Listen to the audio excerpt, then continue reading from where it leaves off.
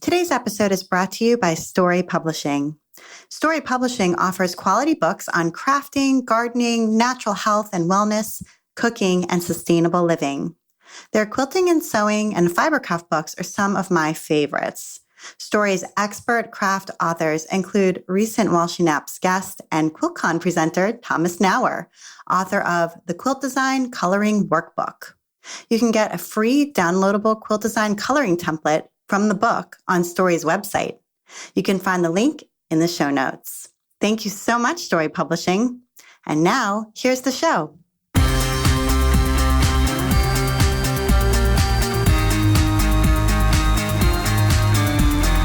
Welcome to episode 97 of the Walshy Naps podcast. I'm Abby Glassenberg. Today, we're talking about building a lifelong career in sewing with my guest, Nancy Zieman. Nancy Zieman's an author, designer, businesswoman, TV producer, blogger, and national sewing authority. She's the host of the popular show Sewing with Nancy, which appears exclusively on public television stations across the United States and Canada. You can watch Sewing with Nancy online at nancyzieman.com. Sewing with Nancy is a co-production of Wisconsin Public Television and Nancy Zieman Productions. Broadcast since September of 1982, the program is the longest airing sewing series on television. Nancy organizes each show in a how-to format, concentrating on step-by-step instructions. Nancy's also written numerous how-to sewing and quilting books and released her autobiography, Seems Unlikely, in 2013. She designs patterns for the New York-based McCall Pattern Company, designs sewing and quilting products for Clover Needlecraft Incorporated, designs fabric collections with Riley Blake Designs, and also writes an interactive blog at nancyzieman.com/blog. Nancy lives in Beaver Dam, Wisconsin, with her husband, Richard.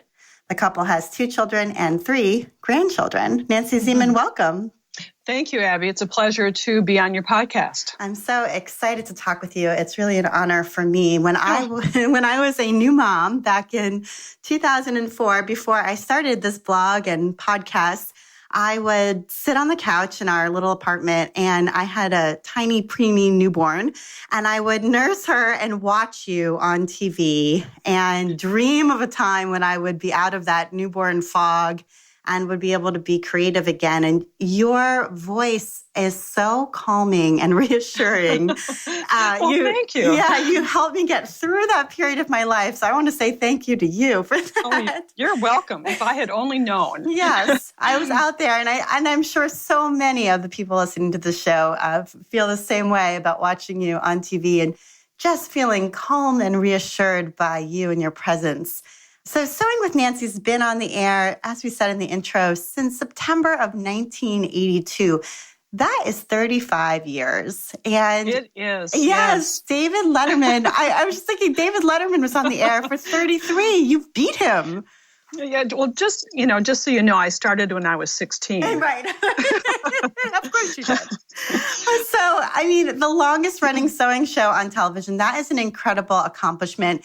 I just wondered if you could tell us the brief overhead idea of what is Sewing with Nancy? What is the mission of the show, and what are you trying to do with each of the episodes? Mm-hmm.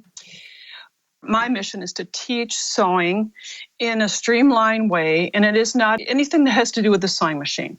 So when people think of sewing, they may think of fashion sewing. Well, that's part of it, but fashion, quilting, embroidery, a little home deck, and soon we'll have a big push for having some experience sewing, working with young kids, not that the kids are sewing themselves, but incorporating how to introduce them to sewing in a very lighthearted way. So if you have a sewing machine and you can sew it, basically, I think I've taught it on Sewing with Nancy. Yeah. So we've evolved over the years. It started with 80% garment sewing and 20% quilting. Now it's maybe 60% quilting, 20% embroidery, and the rest fashion sewing. And I wonder why that shift came about. Is that because quilting just saw a resurgence over the years that you've been doing this, or was there something about your own personal interest that shifted? Well, combination, definitely the interest in the viewer, but also the economy, the market. Fabric stores have practically disappeared. And they used to be in department stores, many independent fabric stores. Now they're few and far between, sad to say. And I'm seeing a glimmer of hope where there are a few independent fabric stores that are specializing in fashion sewing coming along. And of course, the web helps that immensely, that I can buy fabric online. But how the market changes, in 35 years, things change a lot. So there was embroidery, free motion embroidery on the sewing machine, but not computerized embroidery. So as the economy has changed, the technology has changed, I've tried to change too. Yeah, and I think that shows so much. And we're going to talk about those changes as we go along here because, as you said, when you've been in a business for that long, that's an inevitable part of it. And you've got to embrace it if you want to stay relevant. So take us back a little bit to the fall of 1982 when you were just getting ready to film the first episode of Sewing with Nancy. I really enjoyed reading your autobiography, Seems Unlikely, and hearing these stories. And for people who haven't yet had a chance to read the book or might be intrigued now to go and get it, I'd love to hear from you about that very beginning and how it came to be. You had been traveling around teaching sewing, right? And then you started selling notions to the women who were in the classes, and that kind of led to the beginning of the show. Yes, I started Nancy's Notions really on my kitchen table. We were living in Virginia, Minnesota, a small community, and I didn't have a job. We'd moved from Chicago, where I worked for a publishing company of sewing books. And so I decided to freelance, give seminars, and sell the few books that this company published and a few notions. And at that time, and this was 1979, notions were... there was an iron safe, a Teflon type foot that fit on the bottom of an iron. There were a collar point and tube turner and a Simflex gauge that measured buttonholes. These were novel things because in fabric stores, there were very few notions. This was even before the time of disappearing marking pens. And, I hate to tell you this, but, it was very limited.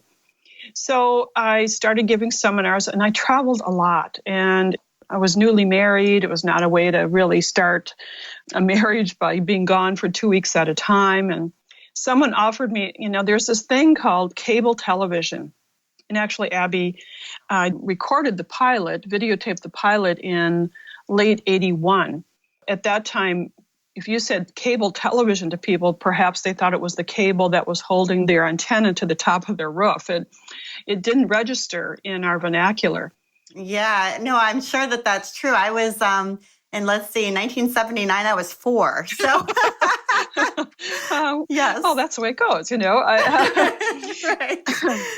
So this person asked me in Milwaukee, he owned a store and was videotaping lessons for the people who had purchased sewing machines. And he heard about this new thing called cable television.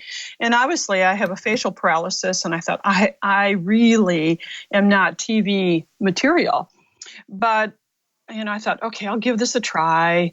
Expected it to be a one and done thing because I didn't really know what it was. It took us 13 hours to record, or in those days it's called videotape, the first episode. We had one camera. The lights were hot. I got a sunburn on my face because it was recorded in our living room, a small little 2-bedroom house. And oh my goodness, it was quite the deal. And basically, his goal was to sort of do a demo of a sewing machine and that way convince people to buy more sewing machines. Is that right? That's what he did with his wife in his store. But for me, he thought, well, let's try this cable television thing, which I didn't know anyone who had cable television. But we did it. And I thought, well, maybe this is a way of getting off the road. And so we did one, and the name of this television cable station was SPN, the Satellite Program Network. It's no longer in existence, but they were desperate for programming. They took our program, and I recorded 11 shows with him. And then at show number 11, he said, this isn't working, and kind of cavalierly said, go ahead and try it yourself. And I had a 3-month-old baby. I thought, oh boy, there's no way I'm going to do this. And I remember waking up in the middle of the night in a cold sweat thinking, if you don't do this now, you'll never have another opportunity. And I have never had this 2:00 in the morning revelation like I did then, and continued. Then I made some calls and did it on my own and got a 3-month contract with SPN because I didn't think I could pay for more than 3 months, and it worked. Let's just clarify too. So you were paying them to create and publish the show. It wasn't vice versa. No, that's still the same thing today. I do not get paid to be on television because I'm the producer. I have to pay for the production. People think that, I get paid to do it. No, I don't. Even with public television, I have to pay for the production costs. I see. Yeah. So I think that is something that people probably really don't understand, because I think most of us may be more familiar with commercial television versus public television. And you think, well, if you are a TV star, you're earning the big bucks, but that's not how this works. No, it's not. No. Granted, I build in dollars so that I can pay my staff and pay myself, but it is not, the checks do not roll in. Right. And, but it does feed other aspects of your business. Oh, absolutely. Yes. Which we'll talk about in a little bit, because I think the two are kind of together, the TV show plus the other aspects of your business. Absolutely. In tandem. Yeah. Okay, great. So that's interesting that you had that middle of the night reckoning, like, okay, I've got to go and do this. Something inside you said this was an opportunity not to be missed. And I do want to go back a little bit to that first notion that you were talking about when this gentleman said to you, will you do these videos for us? And you said, I have a facial paralysis. TV is not for me. And you've talked openly on your show about having Bell's palsy, which you got when you were just a year old. Right. So it's not a secret. I mean, obviously, anyone who watches you on TV can see your face, so knows that, part of your face is paralyzed or is not symmetrical. Right. And I just wondered, when you did make that decision to go on Sewing with Nancy and talk openly about it, how that decision came to be, and in hindsight, did you think it was a good thing to do, to be so open about it? I wish I had been more open about it earlier. I did when I would give seminars. I always explained. But on television, I didn't do it until I was searching. We were going to buy a URL, I think nancyzieman.com. And, as you do a Google search, I had issues. No, I already owned nancyzieman.com, but I wanted to buy nancyzieman.tv.com. And I started to type in the Google search Nancy Zieman, and about 3 lines down, when it automatically pops up things that people frequently Google, it said Nancy Zieman's face. And it just hit me that, I better do something about this.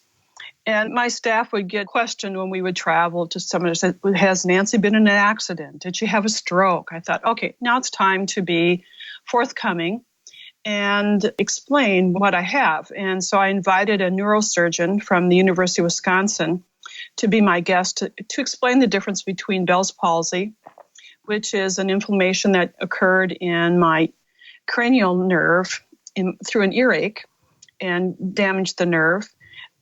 Difference between that and a stroke and acoustic neuroma, which are 3 things that can give this comparable looks. So that opened a floodgate of comments from people who, like you said, I watched you when I was nursing my preemie baby, or people said, I watched you when I was recovering from an accident, or I've had a stroke. And I think if Nancy can do it, so can I. And I'm really not out there to prove that if you have a handicap that you can overcome it. I'm just a teacher. That's all I am.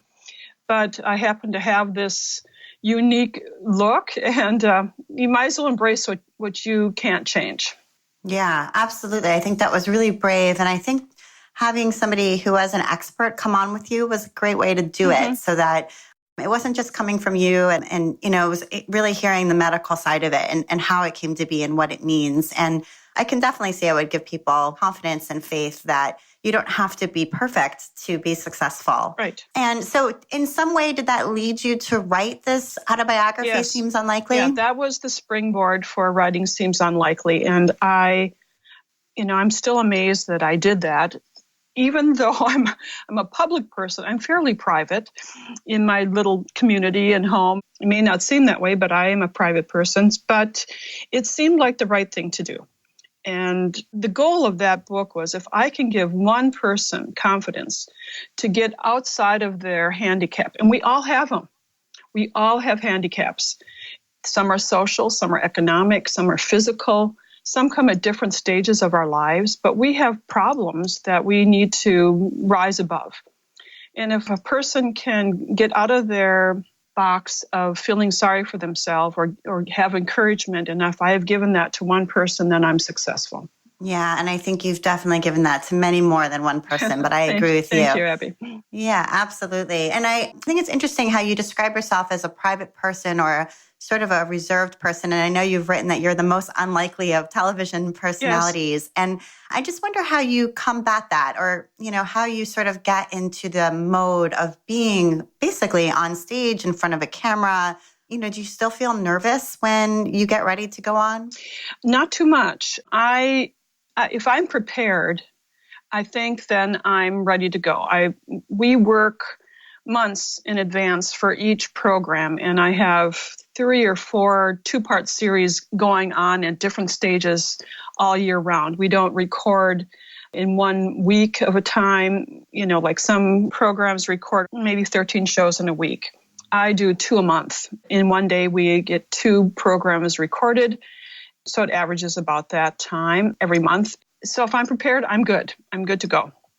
Yeah. And, I can relate to that because I used to be a 6th grade teacher, and I'm also quite a reserved person and not a naturally outgoing person. But being in front of a classroom, if I was prepared, I felt totally at ease and not nervous. So I think, it's almost like knowing your script. If you're going to be acting in a play, you don't feel as nervous because you know exactly what's going to happen. Right. And what kind of project or guest makes for the best episode? You've done so many episodes. I'm sure that some of them have been smooth sailing and some of them have been, oh my gosh, this is hard to do. And I wonder if you can tell us a little bit about sort of what project or what kind of person makes it easy.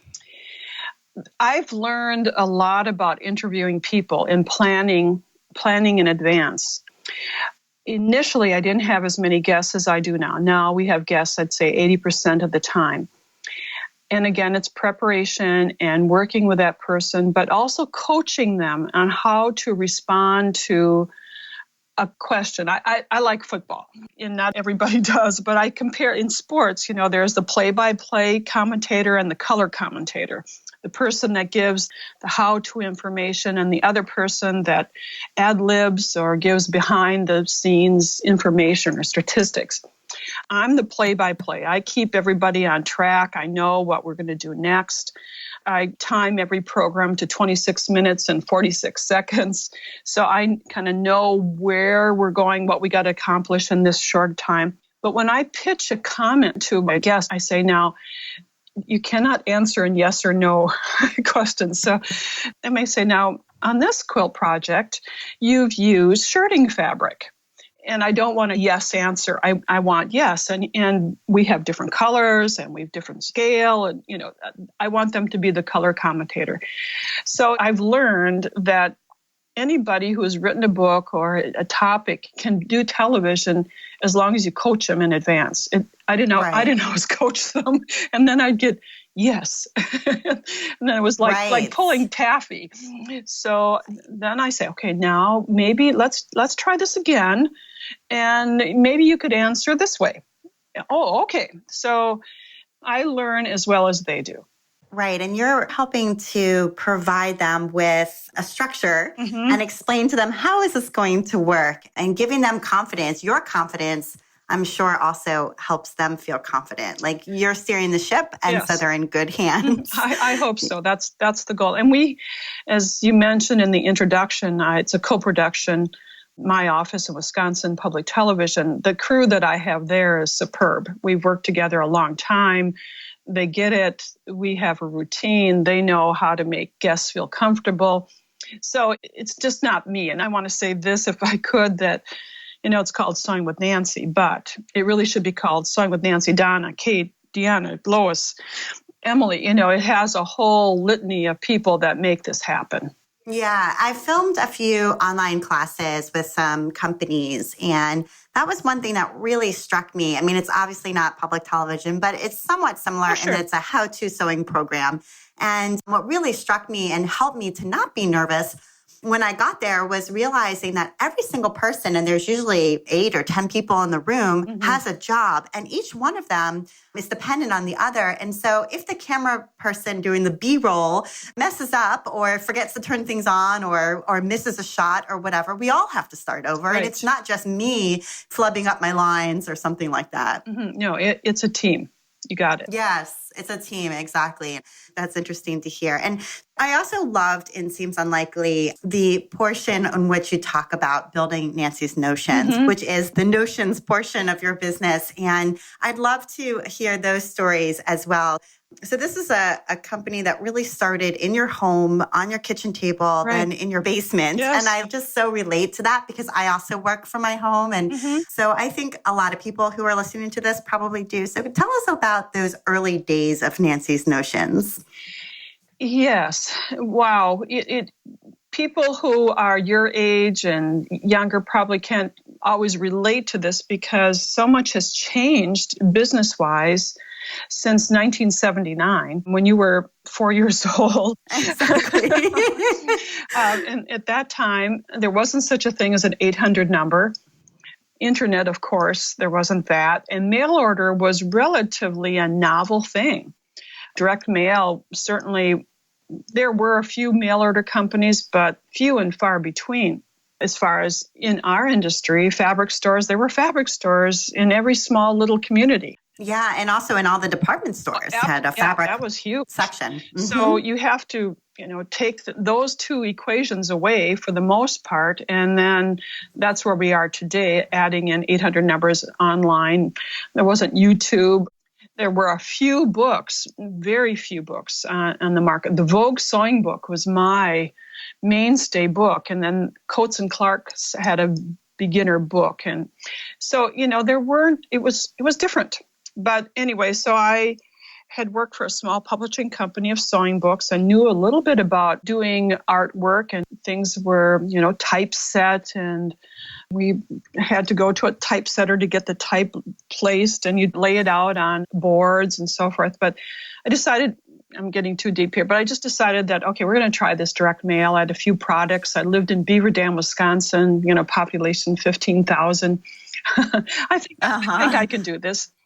Yeah. And so I would give seminars, hand out a flyer, 8.5 by 11 sheet of paper that had products on both sides and a mail order coupon on the back. I had a post office box, and after giving a seminar, I'd anxiously go to a post office box and see if there would be an order or two. We'd fill it from our second bedroom of a 2-bedroom apartment, and then we moved to a house, and then it moved to the basement. And as I would hand out a catalog, I said, if you'd like to sign up, or it wasn't a catalog, it was a sheet. If you'd like to be in my mailing list, sign up here on this index card. So then I entered, and I had a secretary at that time, and we'd enter the names on Avery labels, which I don't know if you know what that is. Oh, yes, I do. Yeah. Labels on a sheet, and we'd mimeograph or photocopy. I had to take them someplace to have them photocopied. My first photocopier was $10,000. My gosh. Oh my. Anyway, that was way over the top, but I had to get one. And so I started making small little extra brochures and handing them out. And man, it was fun to go to the post office and get orders. And then my mother and father-in-law started working with me. And my father-in-law was a farmer who had retired, and he had a building on his farm that he started to remodel, put in paneling and put in an air conditioning and put in heating. And he said, we're moving out to the farm to fill orders. So I had my office in the basement and mail order a couple miles away, and things just expanded. And 800 numbers came. And television was the driving factor, because when I started on television, it was on cable and I had commercials. So we did these horrendous commercials. They were just, send 3 first-class postage stamps to get your catalog so you could get these you could perhaps order these 5 notions or 10 notions or whatever. But people sent in stacks and stacks of stamps. Oh my gosh. So it's kind of comical. In 1990s came 800 numbers, and then 1994 came the web. We hardly had any orders by the web, but we got in early. We got into desktop publishing very early too with Macs, and things really catapulted in the late 80s, early 90s. So I was in the right place at the right time because I certainly didn't have money. I had very little money to invest, and I didn't need a website. I didn't need 800 numbers. I didn't need a lot of investment to get going. And the money that you were earning, were you putting almost all of it right back into the business? For the first 3 years, yes. I didn't take a salary. Yes, everything went back into that area. And then when the show then went to public television and you no longer had the commercials, how was that then working still in tandem with the Nancy's Notions company? Yes, we didn't get as many, you're right, no more commercials. At least for 2 years, I was on cable as well as on public television. It was 1985, and Nebraska Public Television asked for the program, which was the opening door to get into public television. And I didn't know if this would work. So we had 6 minutes of commercial time in our cable program. So we re-edited the programs, and I added a 6-minute section at the back of the program, end of the program, called the mailbag. And I answered people's questions. But Abby, the first programs, we didn't have questions. Right. So I made them up. Sure, of course. But at the end of the program, there's a 30-second tag that says, for the book that accompanies today's program, you can send $10.99 to Nancy's Notions, P.O. Box 683, et cetera, et cetera. So that's how we added to our mailing list through that small little mention. And, I see. And we did advertising. We went to consumer shows when they were just first starting. So then we kind of morphed into what was the new trend in our industry, and those were consumer shows. Right. I see. Okay. And did you go to the trade shows as well? Yes. Like, did you go back then to Quilt Market and that kind of thing? They didn't have, Quilt Market started about the same time that I started Nancy's Notions, maybe a few years later.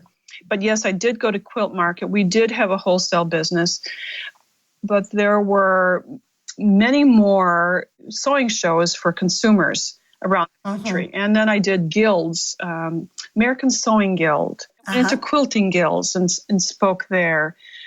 And I had a staff that traveled to some of the basic shows that were around the country. So, yeah, we tried to go on. What was the new and up and coming way of marketing? We tried to grab a hold of that. I want to take a minute now to tell you a little bit about our sponsor, Story Publishing. I love craft books, and I especially love craft books with enduring value. The ones you could never give away because they're jam-packed with useful techniques that you can apply to your projects for years to come. Take a look at the spines of those books sometime. I guarantee you'll see the Story logo there. Story publishes craft techniques and project books for knitting, crochet, spinning, weaving, sewing, quilting, and creativity.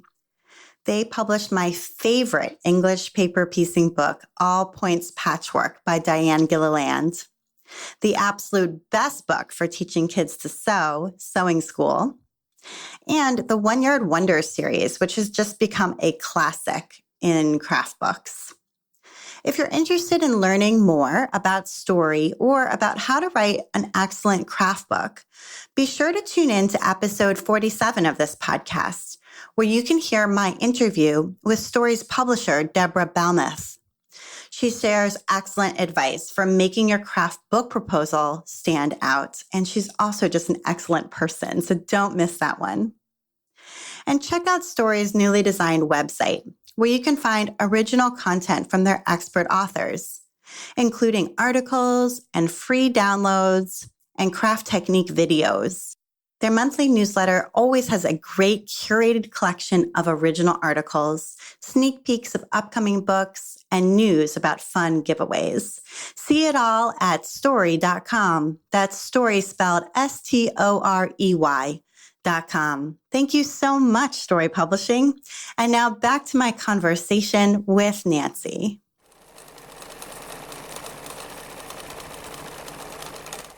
And you were talking about how you kind of got in early, both with desktop publishing on the Mac and also with being on the web. And I wondered whether that came from you as a person who is drawn to technology and is excited about those things, or whether someone who was working with you said, hey, we got to get in and try this, or how, the computer technology piece of this came to be. Well, I'm a risk taker. I really do calculated risk.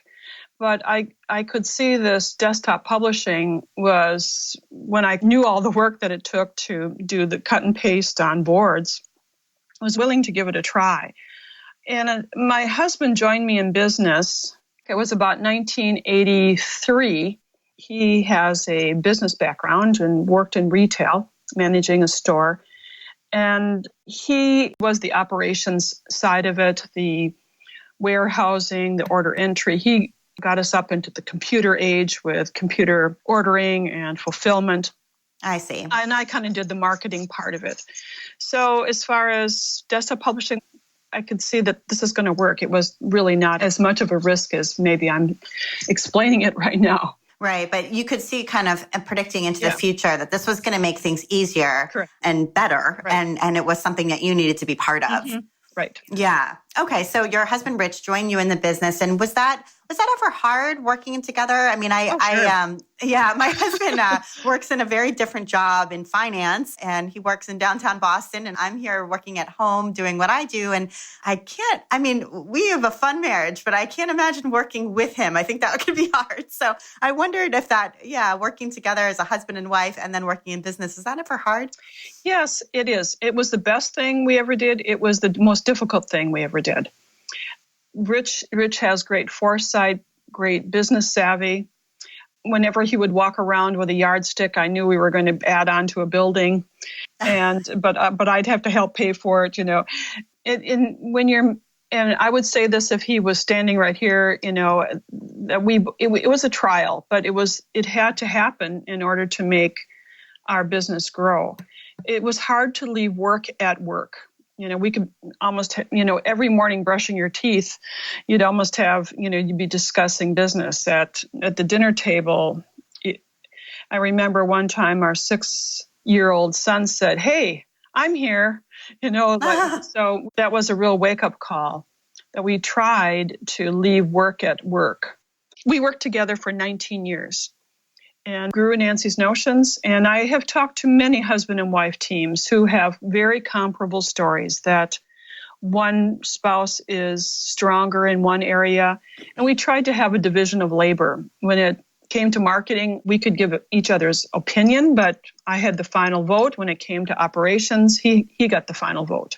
I see. Yeah. Okay. And I think I think that, again, that's a story a lot of people who listen to this show share, where their business takes off to the degree where their spouse can quit their job. And if their spouse's interests and skill sets match, it does make sense for them to join the business, although it doesn't necessarily mean it's going to be easy every moment of the day. So absolutely. And in 2003, you ended up selling Nancy's Notions to Coney Corporation, which is also the owner of Baby Lock, the sewing machine company. And I wondered whether you sort of thought about or positioned the business as something that you would want to sell at some point, or whether there was another motivation to sell it. Because I know it was like your baby. It was my first child, and we had a board of directors that we met every month. Our attorney was on the board of directors, and it was about 2001. And one day he said at a board meeting, "So what are you going to do with this business eventually? Are you going to sell it? Are you going to leave it to your children? Are you going to have an ESOP, employee stock option program?" And I kind of looked at him like, "Are you kidding? I'm working on the fall catalog, and right, this is mine. I'm not going anywhere. Why are you talking about me going somewhere? And he looked at me and said, Nancy, if something happens to you, what's going to happen to Nancy's notions? And I was startled. I could almost tell you what I was wearing that day, where he was sitting, where I was sitting, and the look of shock on my face. And he said, just do me a favor. Just decide what you're going to do. We have 2 sons. And I said, well, I'm not going to leave this to my children and make them feel that they're obligated to work in this business unless they want to. And they were young at the time. So because I was challenged to ask somebody, I asked 2 companies in the sewing industry. I made appointments when it was convenient. Would you ever be interested in partnering with Nancy's Notions or owning Nancy's Notions? And both companies just about said resounding yes.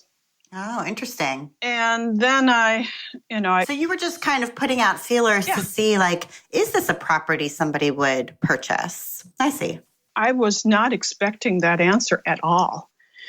So once you opened the barn door, the horses could run out, and they, I got some calls a couple weeks later. Well, have you thought about this? So I prayed about this. God direct me if I'm supposed to do this, and we went through the process and had our business evaluated. So I made the decision to go with the Tacony Corporation, a family-owned business. They're in this industry with baby lock sewing machines, amazing designs, Madeira thread. So they own many, many sewing-related businesses. They did not own business to consumer or a direct mail business at the time. And so, long story short, I made that decision because I thought, well, what if something would happen to me? Or when I'm older and I can't find a buyer, and now I have one. Mm-hmm. And so this was sort of ensuring your longevity in a way, and you felt as though they would preserve the essence or the sort of specialness that you had created and not corrupt that, even though they became the owner. Yes, and they have. I could not be more pleased with. It was tough. It was tough letting go. And I continued as president for 5 years after selling Nancy's Notions. I'm not a corporate person. I'm an entrepreneur, which was hard for me at times, not because of them, because of my strengths and my, you start some, it's, when your child gets married, they go into other ways. They're still part of you, but they're living a different life. Yeah, gosh, I think that's a really good metaphor because now the child has a different spouse, somebody else, and you're certainly still part of their life, but it's not 100% yours anymore. Right. But it was a good thing to do at the time. And my husband and I did not have deep pockets. We grew quickly. We invested a lot of our money back into the business. So it was, in answer to prayer, it was the right thing to do. And it allowed me now in the last 10 years or so more, I have a smaller staff. I had 120 employees at the time I sold Nancy's Notions. And a lot of my time in those days were spent on, more operational.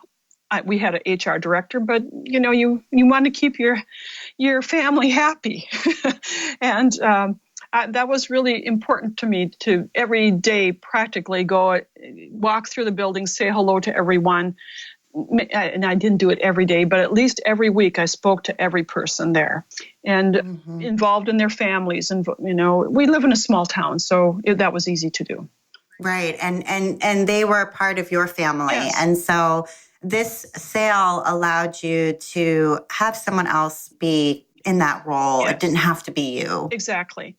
Right. And it allowed me to be, the creative part of my job had kind of fallen by the wayside. It was more, As so often happens when you start a creative business and it grows. Yours grew at a much accelerated pace to most people's, but I think many people can relate to that feeling of, my gosh, I spend 80% of my time in front of the computer now and I never am sewing. Yeah. Right. Mm-hmm. And so this allowed you to get back to some of that creativity. Yes, exactly. Okay. And you've stayed involved. You're Yes, still a spokesperson right. for Baby Lock and that sort of thing. And Nancy's Notions is 1.5 miles away, so it's I have a small office here we have 5 or 6 employees, I don't call them employees, my coworkers, and we're a small group and we work together. So it's all a good thing. Right. I see. Okay. And I wanted to hear a little bit about your family. So you've referred throughout this to your children. Mm-hmm. You have 2 sons Yes. that you had through both birth and adoption. Right. And I wonder if you talk a little bit about being a mom, being a working mom, especially when your boys were young. Because in the book, you talk about your nanny, Joan, Mm-hmm. who helped to care for them when you were working. And some of those conflicted feelings of sort of not being present all the time, being a working mom, when maybe, not everyone was doing that. That to this day, if I wish I had spent more time with my kids, but then my kids grew up to be great adults. So I don't think they suffered that much. Joan, who came to our house every day and lived and is a member of our family. At Christmas, she comes, we make sure we have all of our family together when Joan's there, and her kids, her family, part of ours. And living in a small town, we came home for lunch every day. I could go to the kids' events, break away from work.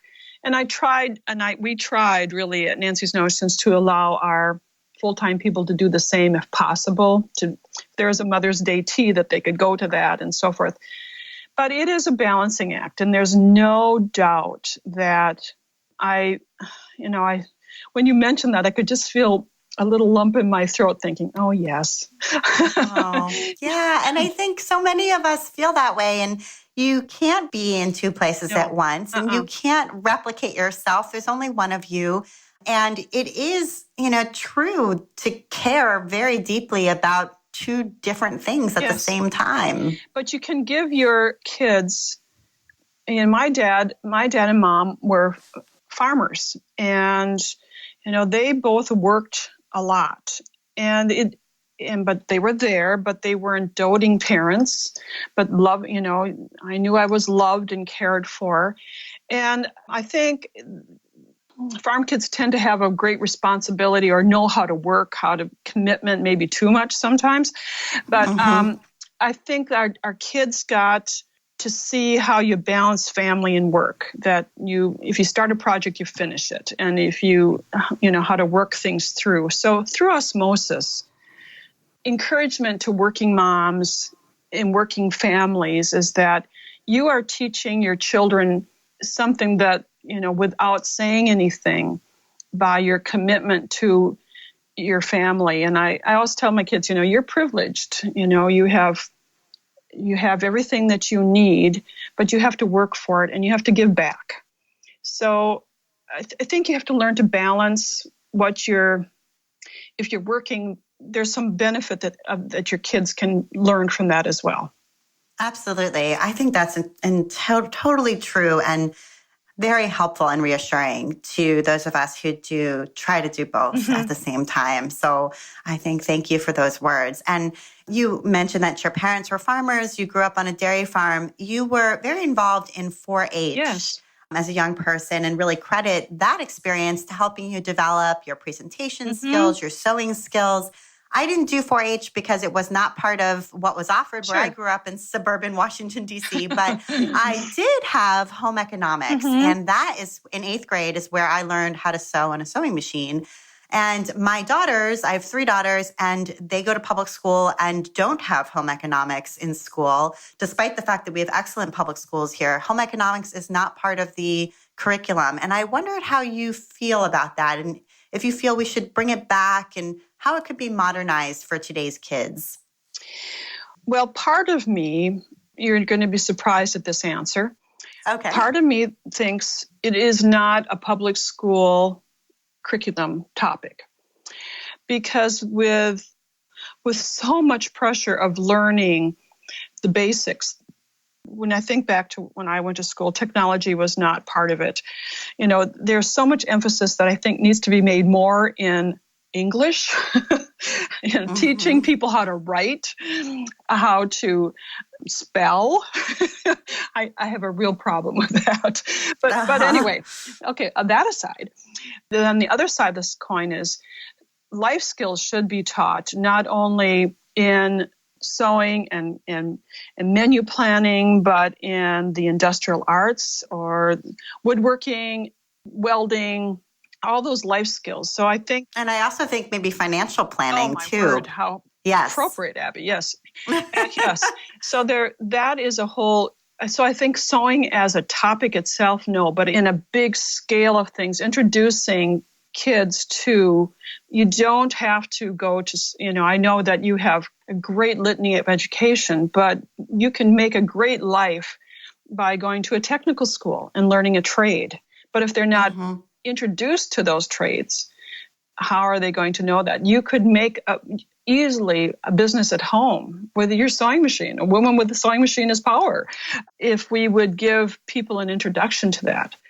So I can't solve the problem, but I do think there's a place in it, but not a class by itself. I see. Okay. Yeah. I think that's interesting to hear. That's a good perspective. And I asked on Facebook, I asked some of my friends to suggest a question to ask you. And one of them suggested a good one. So I'll ask it, which is, if you were jumping into a lifeboat and could only bring one sewing notion with you, what would it be? Oh, my. Oh, a lifeboat and only bring one sewing notion. Oh, scissors, I guess. Boy, if you don't have needle and thread, I'm not answering that question very well. I would have to have a couple of things, but just the basics, I guess, would be the... Yeah. Okay. I think scissors is actually probably a good choice because you can use it for other things besides sewing. So there you go. That seems like a good one. And so the other thing I was wanting to ask about is about all of these changes that you were referring to around technology and things like that. And you've kept up so well with them, but now we access sewing instruction and sewing media in so many different ways. Right. It might have been when you first started that it was really hard to find a book and there was no television show. But now, I mean, it's almost like there's too much. It's absolutely everywhere. You go on Pinterest, you can find tens of thousands of tutorials for every technique. And so although, you have managed to keep up with that, I wonder how you're sort of thinking about the future of all of this. And, sewing publishing is struggling right now. And things are kind of in a time of flux. Everyone goes to YouTube to get instruction for free. So how are you feeling about the state of the industry at this moment? Well, I was just talking about this same topic 2 days ago with my good friend Eileen Roche, who is publisher and designer of Designs and Machine Embroidery. And she said, Nancy, we have to figure out a way not to feed this very hungry animal that wants everything free. And, with the internet, the blog, Pinterest, YouTube, Facebook streaming, everything, we have to somehow figure out how to get paid for our expertise and our knowledge. And I don't think I have the answer for that. You can't be in one spot. You have to have a lot of tentacles that go out. And figure out a way, and if you're in this business, to monetize yourself is the trick. I don't think I have an easy answer for that. It is finding a niche. You can't ignore that things are free, but how can you sustain yourself by giving away everything is a trick. And I guess I can't answer that. Yeah, I think there's probably a lot of different ways that work for different people, whether you're selling patterns or teaching online. And maybe the answer is that it's a combination of multiple streams. Yes. So that's one way to think it through. And that's what I do. I license many different things. And that's what keeps me afloat by having these multi-event. And then also making sewing and quilting an event, an entertainment, by having a destination, by being part of a special program. There are plenty of them, that whether it's online or whether it's at a community college, at a hotel event where people come and be part of it. A lot of work, but that's something that we can't ignore either. We need to interact with other people who like our same kind of craft, our same kind of how-to, because it just re-energizes. It re-energizes me. So I'm assuming it does to other people as well. Yeah, absolutely. And speaking of which, you have an annual sewing weekend, which is coming up in May. And I wondered if you could tell people about what that is and what to expect. Yes, we do 2 events a year that are fun to work with, that have, let me just quickly make sure I got the right dates. We do a sewing weekend every year in Beaver Dam through Nancy's Notions. This year, 2017, it's Thursday, Friday, Saturday, the 4th, 5th, and 6th. We have seminars, shopping, events. It's a fun 3-day event. And then we also do a quilt expo at a large center at the Lion Energy Center in Madison, Wisconsin, where we have about 20,000 people come. It's like the 7th through the 9th of this year. And that is where you get the interaction. You see beautiful quilt shows or beautiful exhibits, and you get one-on-one. And that's, since I don't travel as much as I used to hear back from our customer or my viewer, what are you interested in? What would you like to see? It gives me a whole fresh perspective. Absolutely. And I think on this online age where all of us are connected virtually, to me, these in-person experiences take on even more importance and meaning. Absolutely. I highly recommend attending an in-person event because, as you said, it's energizing. And also, as a business owner, you learn so much from just talking to people and asking them, where do they buy fabric and what are they sewing now and what do they think about that quilt? And it's just really informative. So that's wonderful. And I know in 2015, you were diagnosed with cancer. Your life has had a lot of different medical issues, and this is one of them. And I wondered how you're feeling now. Thanks for asking. I'm feeling so much better. It was 2 years of treatment and surgeries and tough times.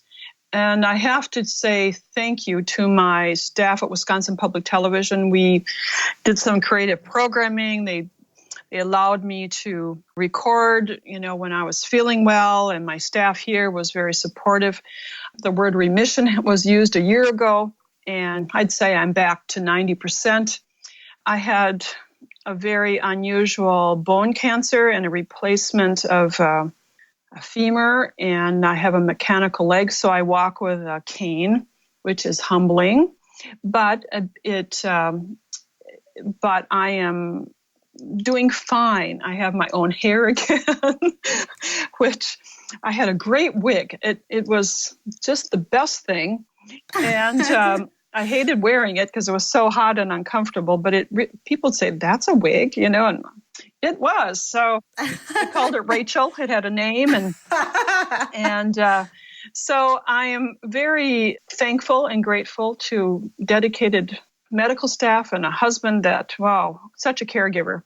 And people who go through life-changing illnesses, they get a lot of the sympathy, but it's the caregiver that needs it as well. So just my sideline comment. Yeah, well, I'm so glad to hear that. That's really, and it really makes me feel good that you're feeling better. Yeah.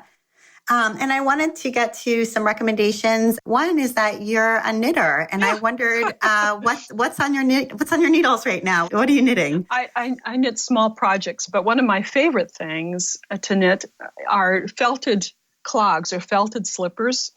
And I think many of my friends have received these as birthday presents, but you knit with double yarn and big knitting needles, and they have a sole that's 2 layers, and they're really cozy and comfy. But then you have to felt them, which is the hardest. Right, so they go through the washing machine. Yeah, that's the hardest part, I think.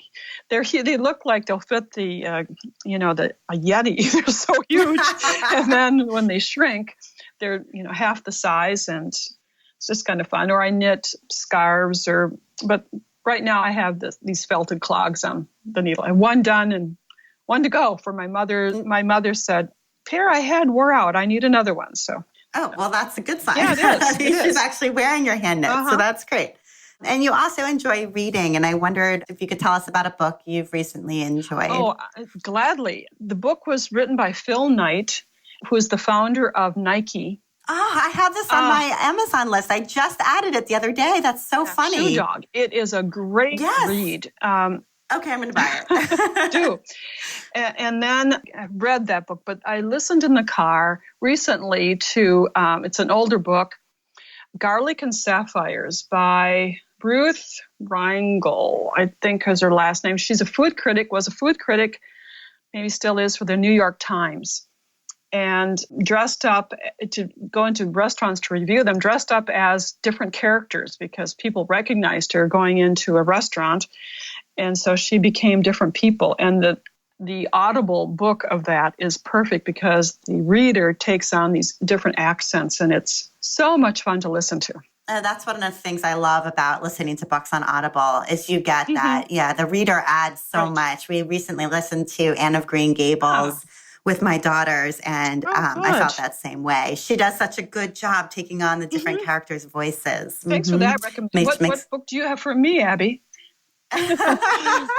Well, let's see. I'm actually kind of really into tech, and I loved the biography that came out not too long ago of Elon Musk. Okay. I think he's a fascinating person who is not afraid to think completely differently than everyone else and to do something that everybody's saying is impossible. And I really admire that.